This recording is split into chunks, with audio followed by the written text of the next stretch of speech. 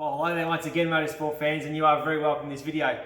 Today's all about youth neck braces and what's right for you, okay? So I'm going to compare a few, and from there you can make your decision, okay? I've got the EVS R4K, all right, which is quite new to the market, and we're going to go through that in more detail. I've got the Atlas Tyke over here, which is a proven neck brace. It's been around for a while and is quite well used out there at the racetracks.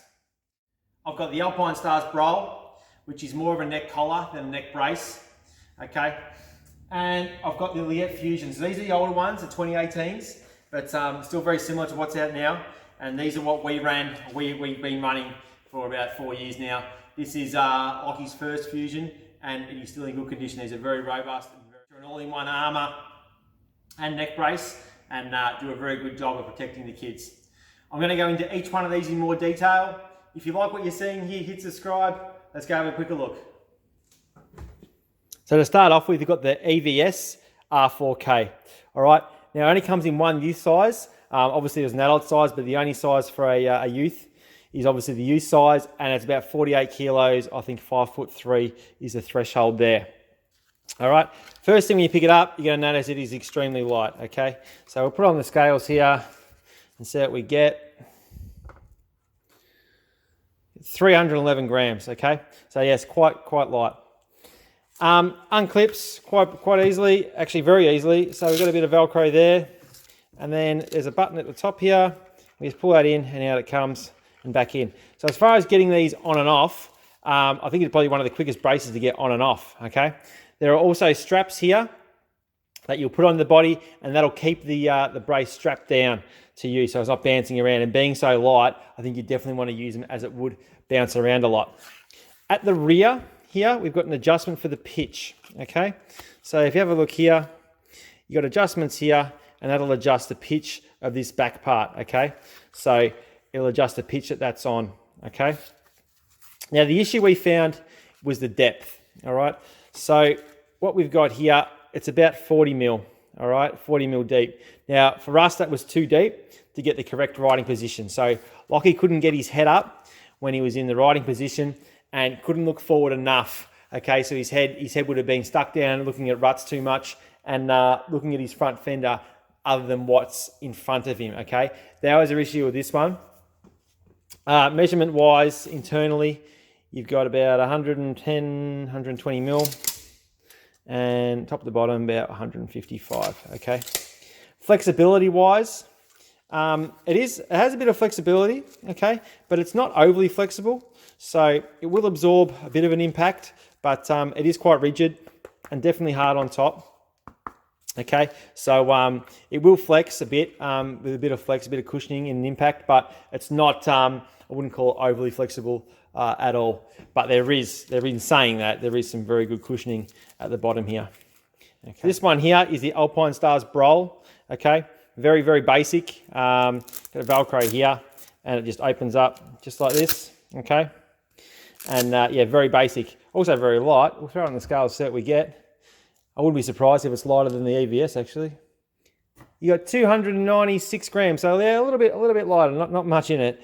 But yeah, now the problem we had with this was the same problem we had with the EVS, was the depth, okay?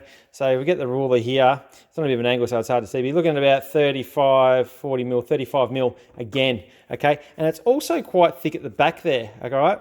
So that was the other thing. And as you can see, it didn't really fit Lockie well at all. We didn't really get much into this. This is one we sort of put on and said straight away, nah, not going to work for us, all right? But they are very affordable. They're very cheap. So you know what? If it works for your kid, if your daughter or son does fit them well, you know, it's worth looking into. But for us, we knew straight away that this was not going to work for us. So here we have the Atlas Tyke, okay? So here it is. These fold around. So these are mold to the body as you're riding, all right? It is quite light. We'll throw it on the scales and have a look. So 428 grams. So in saying that, you've got, you know, you nearly got 120 grams more weight than what the EVS did, okay? So this has got a little button here. You pull that and it comes apart just like this, and then the back's very flexible like that. So This comes apart like that, all right? This also has straps to strap on here that'll hold the brace to the rider.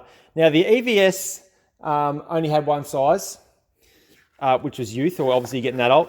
But as you can see here, Atlas have a lot of different braces for a lot of different body shapes. So Lachlan has a 62 centimeter chest, okay?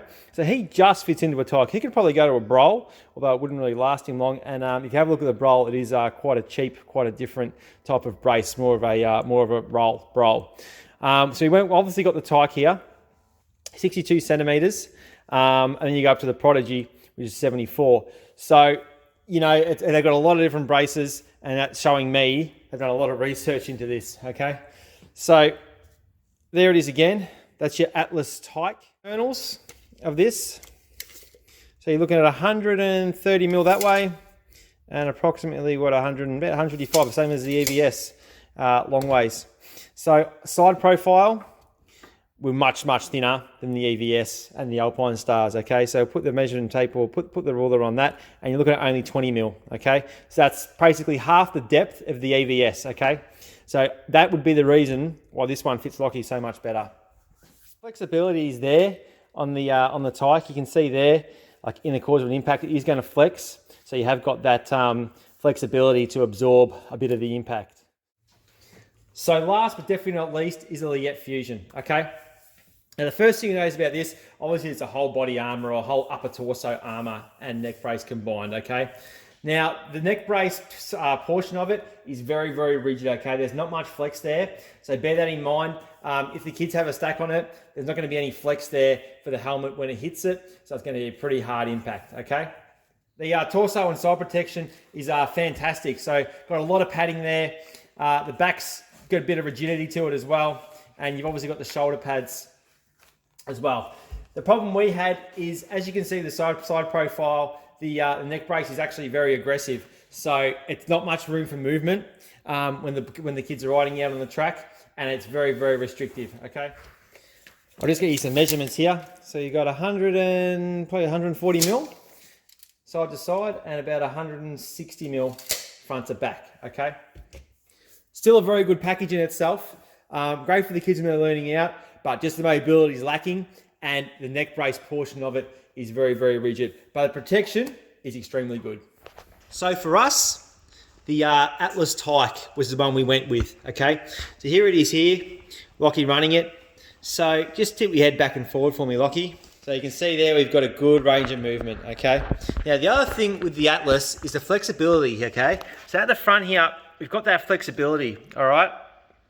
So if he has a spill and his helmet hits the front there, there is flexibility there, so the impact's going to be lessened. Now, coming from the Leatt Fusion, there is zero flexibility on those, okay? So it's up to you. You do your research, see what you think, but I think you want a bit of flexibility there to cushion the blow. You want to avoid those hard impacts, which the Leatt Fusion is going to give you. Now, we did try another Fusion. We had a larger size. I'll put it up in the corner here. You had a lot more mobility with that, as you can see, but still not as good as the Atlas. And obviously, like I said before, it's very rigid and there are zero flexibility there. So because I've chosen to go with the Atlas Tyke, obviously that's just a neck brace, not a whole body armor or whole upper body armor. So to replace the armor itself, I've gone with the Fly Revel. Now the main reason of that is it's actually designed very similar to the Leatt armor in itself. So at the front, quite similar. It's actually got that hard plastic at the front there, whereas the Leatt doesn't. Okay, but the cushioning is very similar.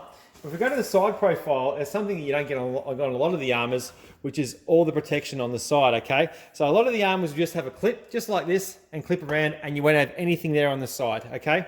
So the Fly Revel here obviously does, and it's a very similar setup to the Leatt. It's a bit of Velcro there, and this just clicks in as well, for that extra protection, okay, to keep it in. You've got the hard plastic there, along with the cushioning at the back, okay? We'll go back to the side profile. You've obviously got that. There are little arm guards here that come on the Fly. I've taken them off because Lockie's running the Leatt elbow guards, and they will fare with them. The elbow guards do a very good job. So we've got the Fly Revel armor with the Atlas Tyke neck brace and the Fly Formula helmet in a youth large, okay? So as you can see, Lockie's looking ahead. Now let's look ahead for me, Lockie, and see he's still got a bit of movement there. Okay, so the neck brace is underneath the armour here, as you can see. Okay, and he's pretty comfortable with that. And then the bottom of the neck brace is under the armour, but the top is over. So that's a good little fit there. Okay, how does that feel, Lockie? Does that feel comfortable? Yeah. Yeah, it feels pretty comfortable. That's what the setup we've gone with. We were lucky enough to be able to try a lot, and this is our upgrade from the Leatt Fusion, which he just wasn't working out for him and was very restrictive. I'm sure it's a very safe armour, very restrictive though, and zero movement as far as if you were to come off, there's no movement. Whereas you see with the Atlas, as I showed before, there's flexibility there. I hope this helps one today, guys. All the best.